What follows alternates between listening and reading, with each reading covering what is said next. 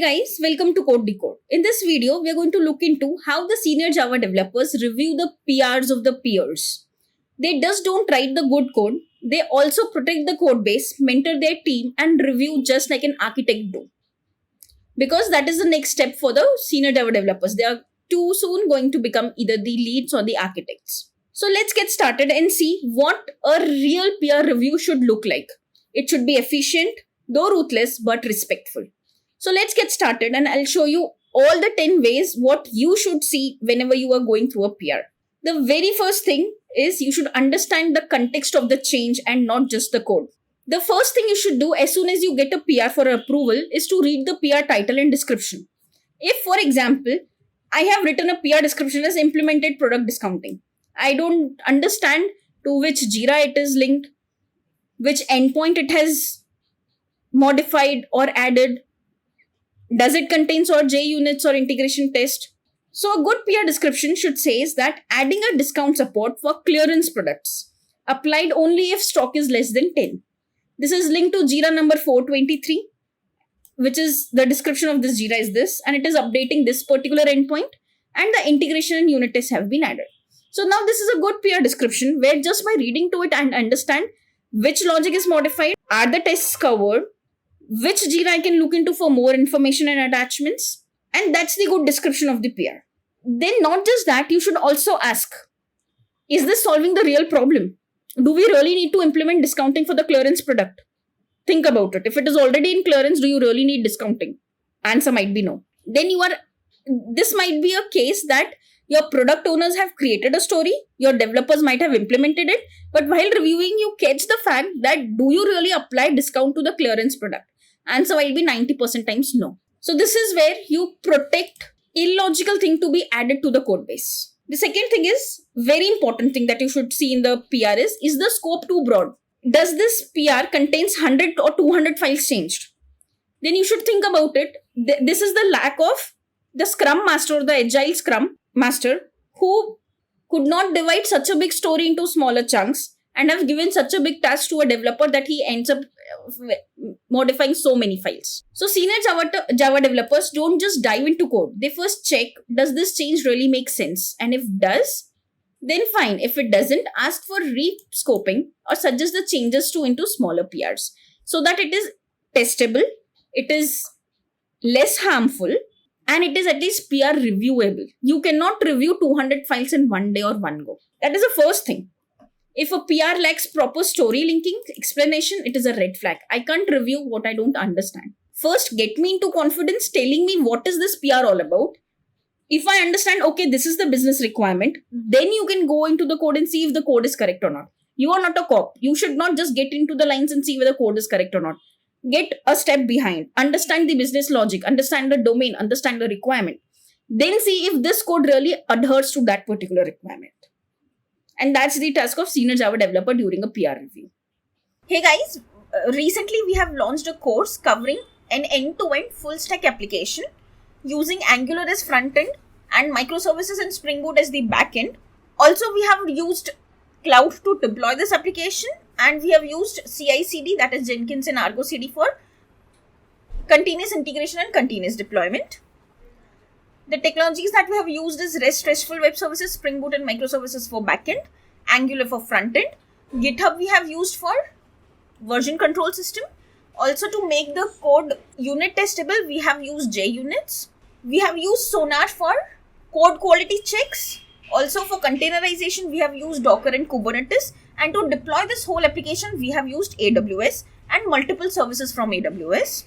Also, we have used SQL as well as NoSQL, that is MongoDB and SQL. On AWS, since for the SQL we have RDS, we have used those services, and Jenkins and Argo CD for CI/CD pipeline. Also, this is an architecture of the application that we have created where the front end is Angular and the back end is microservices. We have used ALB load balancers, Ingress for routing and load balancing. And we have used SQL and MongoDB for SQL and NoSQL DB management with Eureka Server and all those microservices counterparts. Now, this is the CI/CD pipeline. This is the CI/CD flowchart for the application that we have created on local. So this is something, a flow when you create an application in local, push it to GitHub, create a Jenkins pipeline, and do the CI/CD using Jenkins and Argo CD. And at the end, deploy the whole code at AWS EKS. Complete description of this course is covered in a very separate video. The link for that video is also given in the description bar below, and also the link to purchase that course from Udemy is also in the description bar below. So please go and check the description for all these links. Second is impact radius analysis. Now, you will ask me, what is radius analysis? So first, look at the number of files changed. If it is 100 files changed, do you really think merging this will not hamper the production environment? It can break anything because it is a large wide change. Also see the number of layers touched. Is it controller, service, repository, config, everything changed? And obviously the PR is going to be very big. The radius is going to be very big. The third important thing whenever you review a PR is you check for the backward compatibility. As in, are the older flows impacted? Will merging this discounted code to clearance will impact the promotions also? If so, stop the merge right away and ask them to create a version V2 and keep this as version V1 so that the backward compatibility is maintained. New users can use the V2 while old versions keep on using V1. You should not break the older clients and don't force them to migrate to the new feature. Also check if data migration risk if data schema is changed. Also check if the column names or the complete table, everything has been changed. So a senior developer instantly thinks, what are the side effects of merging this? Use filters to isolate types and read commits in the sequence. The overall fact is, see if merging this will break the other clients, older clients who are not ready to migrate yet. Not everybody is in sync with the changes that you are doing. So if mobile developers want to see the change and desktop doesn't want to, then make sure that you are versioning it properly. You are not changing a lot for them and you are not breaking their or the client's code. The third important thing that you need to check in the PR is, are your architecture really aligned? See if you're violating the clean architecture. See if database access is leaking into controller. What will happen if database access leaks into controller? I'll give you an example. This is a controller. This is where the repository layer lies, and this is where the business logic lies. So product controller should only have a single responsibility. That is to only handle the request and give the response. All the task of handling the DB calls and the business logic should be the part of service and not the controller. So the best way is to create a controller. Into that, create a method like get discounted price. Into that, give a call to repository and do the business logic change. So controller only delegates. That is, it delegates its task to service. The service decides. Entity encapsulates. What does that mean? Controller has only one task, get the request and delegate to service. Service has the business logic or decisions like, does this really have to be applied? If else conditions, logics, all the business logic resides in service. Entities are just the encapsulation of those data which is in your database. Your DTOs are the one who takes the data from your controller to your UI and from service to controller layer. So these have all definited, designed work to do. Don't mix their responsibilities with each other. Don't use entities where DTOs are to be used. Don't use DTOs where entities are to be used. And that's the clean architecture for you. A good PR reviewer thinks like an architect and not a line-by-line cop. The fourth important thing is, are you misusing the design pattern? For example, where the factory pattern can be easily used, are you complicating it by using strategy design pattern? Think about it. Do we really need it? Check if there is a God class or a method. What is a God class? A class with a very huge number of line of code becomes a God class. Then I'm pretty sure if you write a God class or a method, it will for sure not follow the single responsibility principle. Giving you an example, you have created a God class called as order service. Now that order service does a lot of tasks. It places an order, it sends invoice, it notifies customers. So 3 things done in one single service. While the task of order service should be only to place an order. Sending the invoice should be the task of billing service. Notification service should do the notify customer task. So if you write a God class or method, is a single responsibility principle for sure is going to be broken. So always check whether the single responsibility principle is followed or not. Also check if you have any dry logic. That is, don't repeat yourself. If suppose I have a code logic which is repeated 10 times in the same file, can't you just move it to one utility method and just call it once from there? So if that particular utility method is 6 lines, it is repeated 6 times in your code that is 6 to 6, 36 lines for no use. Rather, you can just write 6 at one place and just give one line call for 6 times. So that's total of only 12 line of code in your real class. So that's how, if you're repeating yourself, if you feel even a single line or single logic is repeated twice or thrice, take it out from that class, add it to a utility or the static method, then call it from there. So can you actually abstract and reuse any of the code base? If yes, add it as a review comment. Would this code survive the future scale? So does that really mean that if I have 10 more methods to be added to this order service, will this order service not increase more in the length? In future, the things are always going to extend. It is not going to reduce anytime soon, because your requirement will never be like reduce this functionality for the user. It will always try to enhance your functionalities for the user base. So think this in this way, that whatever code you are, it is going to increase only in future. So think about future and then try to write a code which will survive that much scale in future. So seniors don't just write the clean code, or they just don't clean the code. They proofread it in for the future scale. Also, one very important thing I would like to suggest, that don't go after the peer review with the developers that change this. It is not following the service level single responsibility principle. Rather, suggest them that rather than this, you move it to utility, use it there. You are not there to just point out their mistakes. You are there to solutionize it also. And that's the mindset of a real good team lead or the architect. The very fifth important point you should check in the code base is for security and stability. If you're writing any controller, are the input which you are getting into the system are sanitized or validated, because these inputs might be added to the database through the controller service and the repository layer. Check, second thing, very important thing, if you're logging something, are you logging the password? Because those logs will be organization wide, anybody can see it. So if you're logging the customer's password, then every other employee can see the password, which is violation of the privacy of the consumers you have for the application. So make sure that you don't log any sensitive data. Third very important thing to note is, are you doing the exception handling really robustly? Is there proper global exception handler or the custom exception handler written for each and every exception? And the exception that you're throwing to your users are proper user-friendly exceptions. Also, the fourth thing you need to check in the code is about the retry logic and circuit breaker needed. What if your one API giving a call to second API? Business logic says, and the requirement says, that your order service should give a call to the inventory service. So that's what the developer has done. It has given a simple API call. It is task of the PR reviewer developers also to check whether if the inventory service is down, will this order service keeps on hanging with a running buffer there, waiting for the inventory to be checked.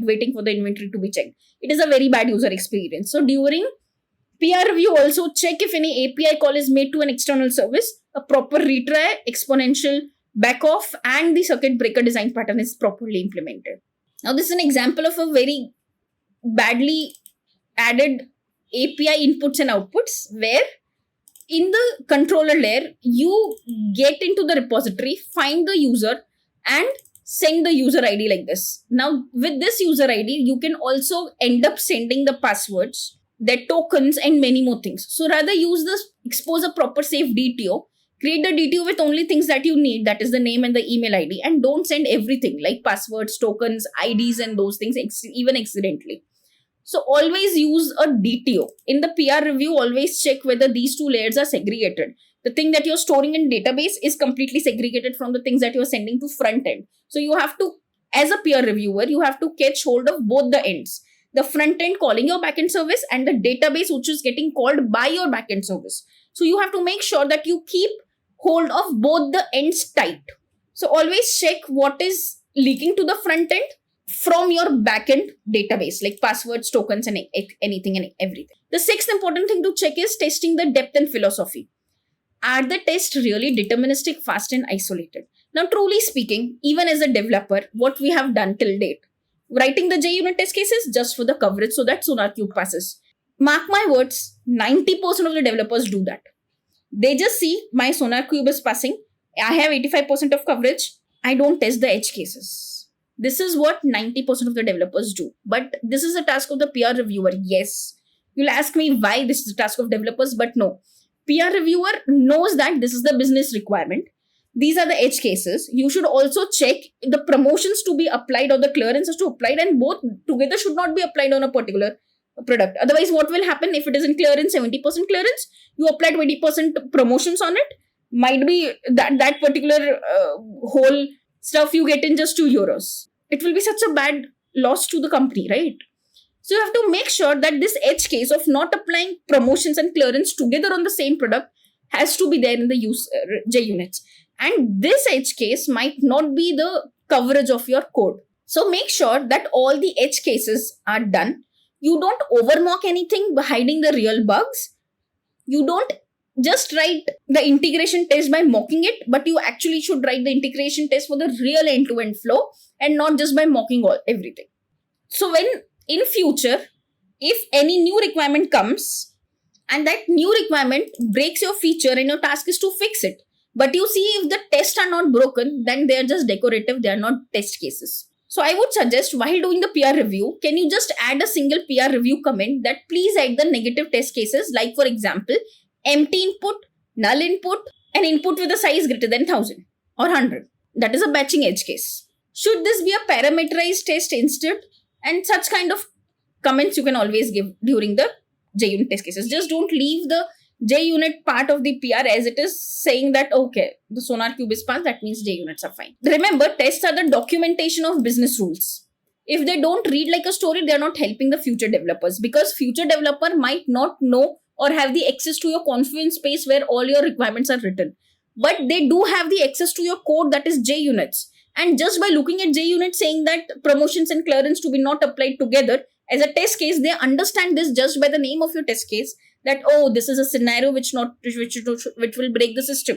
For example, most of us just give a call to get discounted price, get the price, and after getting the price, you just assert it is not null.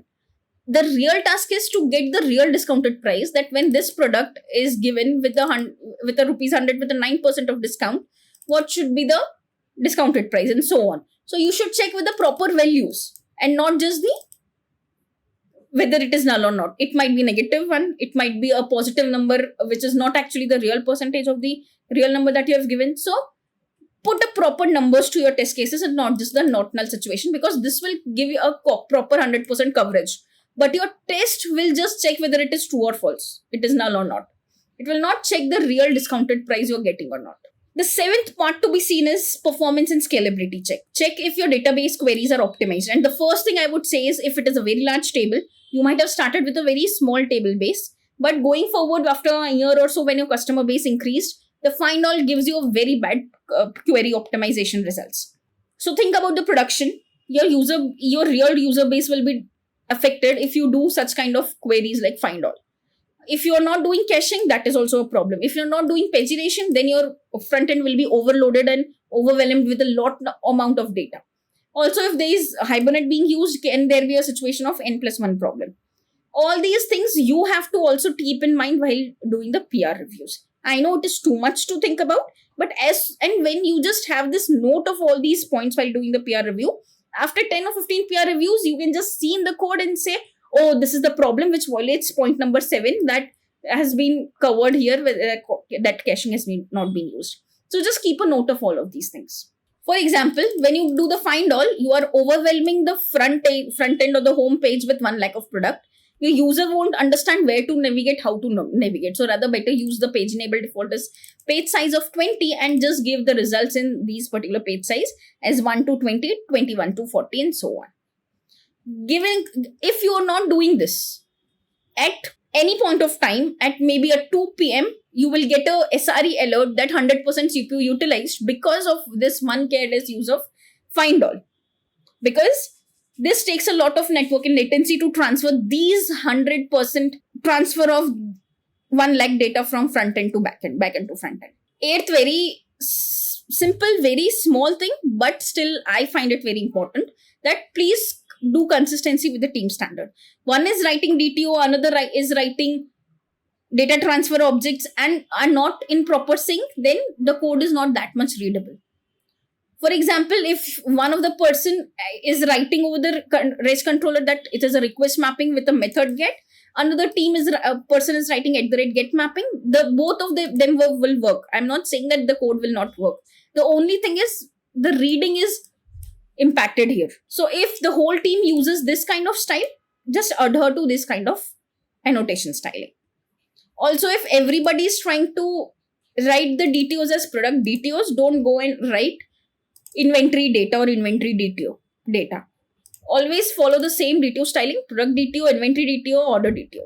A consistent code base reduces friction. The less you think about the naming, the faster you deliver. Otherwise, I can see 90% of the time the teams are just doing 1 and 2 hours of meeting just to finalize the names. But it is one time. If you finalize it, then ask the team to follow it across the whole team so that you don't have to do it again and again. Otherwise, every time you do a PR open and PR review, every 1 hour will be lost saying that, okay, please rename it to what the other teams are following. Also, make sure you have a common logging format across the complete application so that that logging format can be used during the Splunk logs. Now, last 2 points is more towards the do's and don'ts for the PR reviewers. As a reviewer, don't do the accusations. Rather, ask a question. I'm curious, why did you use this approach and why not this? Why did you use for inside for underscore inside for? Why not you just created a map of key value and reduce the number of for loops? A simple question of asking rather than accusing. What bad coding style did you do? You have made an order of n cube with for and for and for. Don't accuse them in such a irrespectable way. Respect them. Just ask, why did you do it? Can you please modify it to convert it to a map to reduce the number of for inside for. Also, a very important thing, don't be a red flag to them. Suggest solutions. Don't just raise the problems. As a good architect, you should never just raise a problem. I'm here just to give you a problem. I don't know the solution. We need to think about it. This is not what a good technical lead or the architect should say. Rather says that, come, let's solutionize this problem for you. Also, just don't give them the bad part. If they come to you on a call and say, how is the PR, then also celebrate the good parts. Though do not add these good parts in the PR review comments on the PR GitHub, because that will, for no reason, overburden the PR review comments, which might be used by other developers for the reference part. So if you shame the people in review, you will stop getting the honest code in the future. Don't try to accuse them. Try to be a help to them. A very important question that 90% of people ask me, while I have given all the PR review comments, there are 3 options. Approve it, ask the developer to change it, or block this and do not let him merge until these changes are done. When to do what?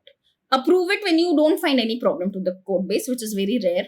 Just leave a comment if a simple suggestion is there that can easily modified in the next PR that we will raise. So if there is a very small decorative mistake, like using @request mapper rather than @get mapping, since the code still works, it has the chance to be improved in the next PR. Give a comment and ask them that when you raise the next PR, I should see that this is changed in your next PR, and make a note of it. Don't block the story, because if you block the story might get spillover for the next sprint, and that will be a loss to the developer, because it will be seen that he was not able to complete the story in that sprint. But at the same time, you should be able to take a decision when to block. So if you see red flags in the code, like the logic is wrong, he is applying the promotions as well as clearance on the same time on the same product. That is the big blunder. Don't let this code get merged into master. Block it right away, even though the story spills. So it is you and only you as a PR reviewer. It is a very big responsibility. Remember that. You have to make sure that you don't let any bad code spill into the master code or the production.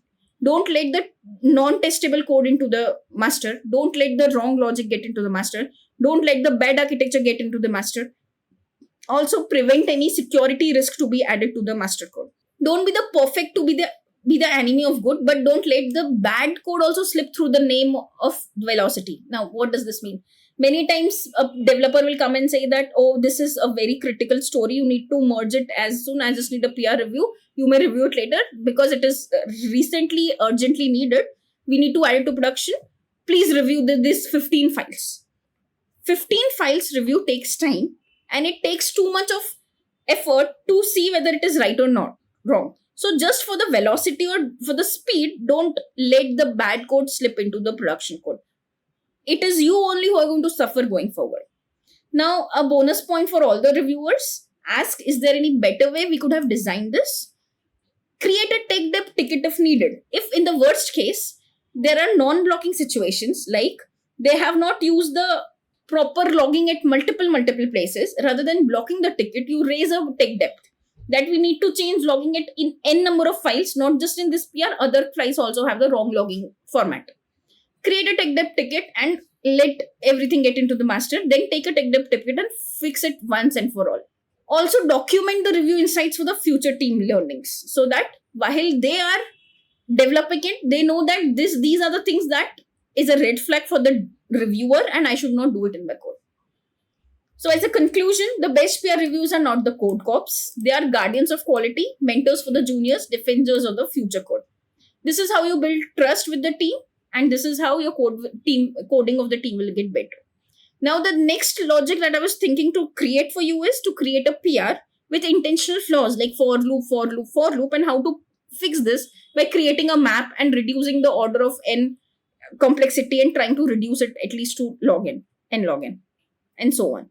If you want the code mistakes that we do and the red flags, like for example, not using the final parameter and that is being changed in some of the method, that is also a red flag. So try to use final whenever you have an inputs which should not be changed. So these are few things you should always keep in mind in the PR reviews. If you want this video, just let me know in the comment section, then only I'll create the second video for the proper in-depth PR of the code reviews of those PRs. Just let me know in the comment section, I'll create that for you. Thank you.